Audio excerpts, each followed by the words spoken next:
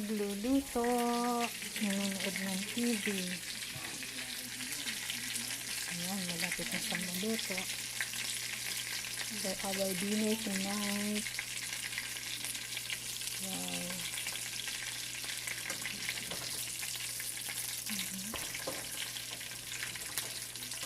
Gusto niya ito eh. Yes. Sarap ng amoy.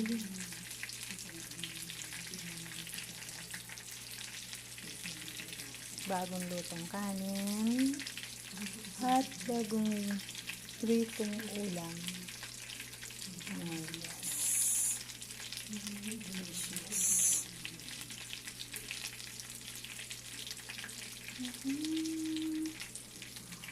Nood naman ako ng TV habang nagluluto.